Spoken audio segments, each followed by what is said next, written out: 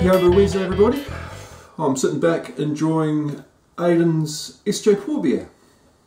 It's an interesting brew. It's got an interesting nose on it.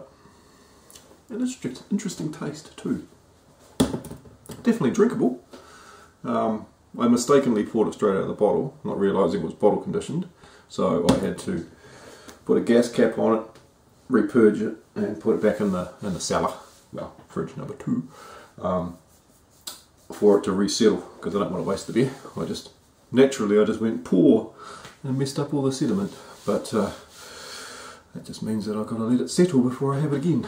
But it's alright, it means I can have half a glass now and half a glass later on. But it tastes, it's got a little bit of a rosy, sort of a perfumey taste to it. I'm not sure what it was meant to have in it. I can't remember seeing the recipe. But Aiden, if you want to comment on actually what you put in your SJ Pour beer, I'd be intrigued to know what gave it this perfumey kind of aroma.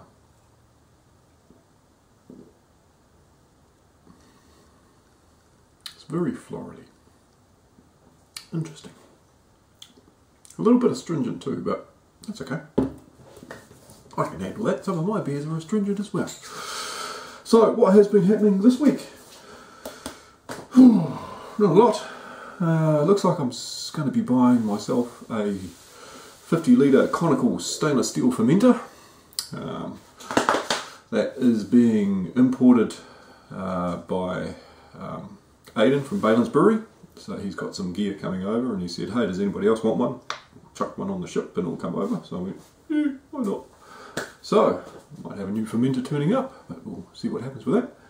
Well, I will have a new fermenter turning up. Oh, pardon me. What else? I brewed my black IPA for the Battle of the Black IPA. Here's a little bit of it in the fridge. So there they are. There's the black IPA and Emo hiding in the back there. The Emo IPA, which is just 5 litres of the black IPA that I brewed, put off and pitched with a different yeast. This one here seems to have blown its top just a tad, but it's all good. Still airlock, no shite can get in there. Emo on the other hand, no krausen left, and it's been what, 3 days into the ferment. Maybe it's already finished, or it's buggered itself, which wouldn't surprise me. Emos are quite complicated little buggers. But yeah, anyway, that's that. And I will probably be doing a peculiar one again, because I brewed it, I had 20 litres of it, I took it to work in a keg, and within 1 week the keg was empty. And I haven't any more. I didn't even get a chance to bottle it and put some labels on bottles and save it for a special occasion. It just went. So I'll be brewing that again and tweaking the recipe a little bit more. I have 1 bottle of 18-month-old Peculiar one left, which is one of my first original batches, and I am going to do something special with that one, but we'll find out more about that at another time. You will find out about it.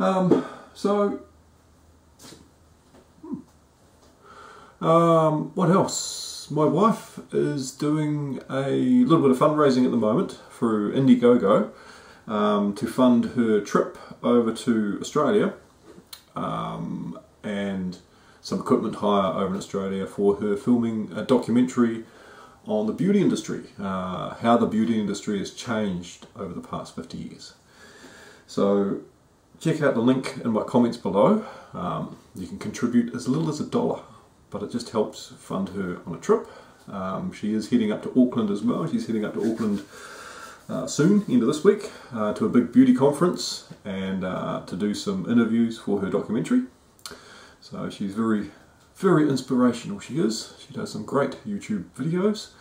I just love them. A lot of the times I'm modelling them being waxed or having things stuck up my nose while she does training videos. But anyway, I'm really proud of her and what she's doing. She's doing a good job with this documentary. It's going to be great. Anyway, enough from me babbling on. Please go check out the wife's Indiegogo link. Pledge her $1 or $2 to help run away. And I'll leave you with my brew day. So, until next Wednesday, cheers. Have yourself another one.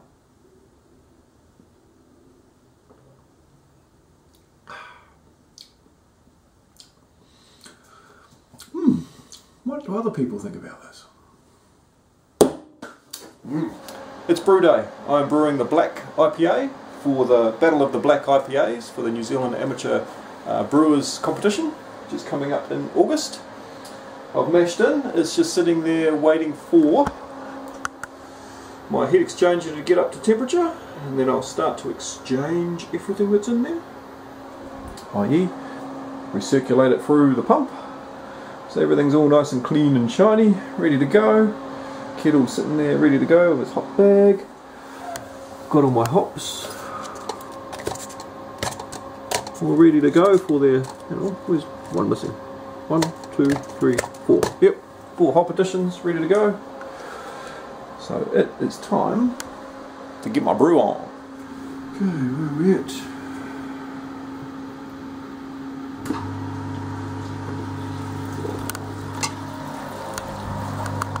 Look at that colour of that coming through.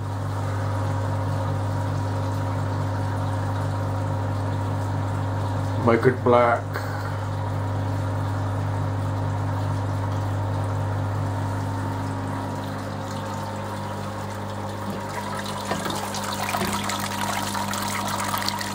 Oh, sunshine, little overflowing. That's the air being released as the heat exchanger boils. Well, it doesn't boil as it gets warmer. Look at that, sun coming through it, and you can really see the colour of that. Oh, that's neat. Thank you, sunshine. Temperature here, I am 65.5 degrees in the mash tun, which is spot on to what I want.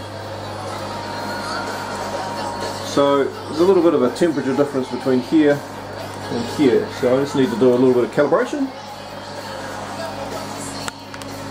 Okay, it is time to transfer. We've done 75 minutes. So let's pump everything that's in here into here. So we turn this on. First off, people question how hard it is to do this. There's arrows that's coming in, going that way. So it's pretty easy. I look at the arrows and make sure the arrows are pointing in the right direction, then I don't muck up a valve. Open up this one. Same thing with this. This is currently pumping straight up at the moment. If I turn it like that, it's going to pump straight into there. So here we go.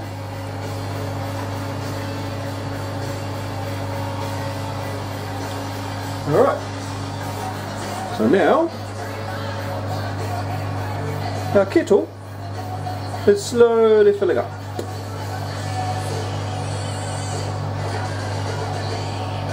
Whoa. Oh, that smells good. Oh, yeah, yeah. Take me down to the very last city where the grass is green and the girls are pretty. Stick me home.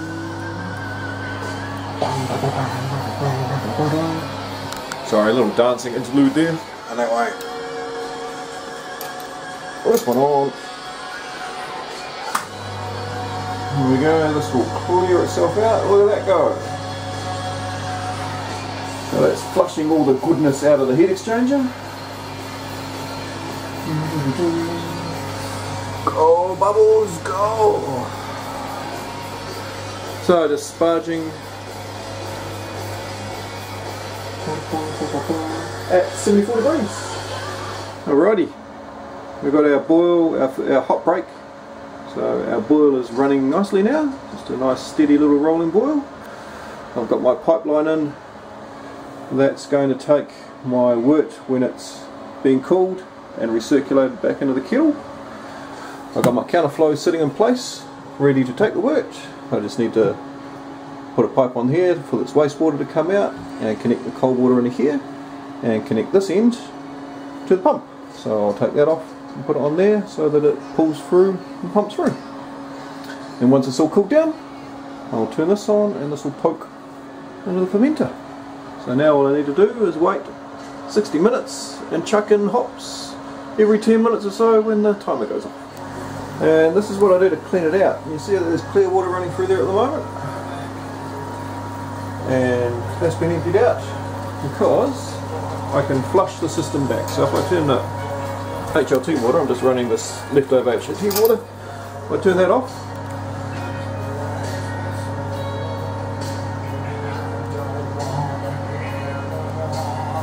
and turn that way, it will suck itself out. All the hot water will come out this way into my basin. And you'll see this suck itself out clean, just like that, out that hole, out the pipe. So there you go. Heat exchanger has been flushed and it's empty. That easy. This particular brew, I'm going to do 20 odd litres using the West Coast Craft Series yeast from Mangrove Jack, the US West Coast yeast. And I'm going to put 5 litres in this little demijohn here and pitch half a packet of the Newcastle Dark Ale yeast, just to see what the yeast difference is. Yeah, just to play around with the fermenting just a little bit. Both of them are going to go in at the same temperature at 21 degrees. But yeah. Ooh, we're running low on battery. No surprise. Always running low on battery when I do a brew day.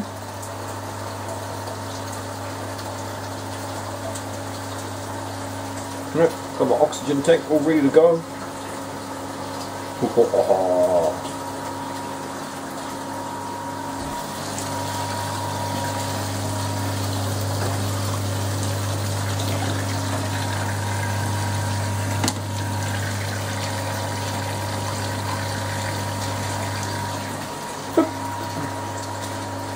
79 degrees in 1 minute, and I'm going to run out of battery power.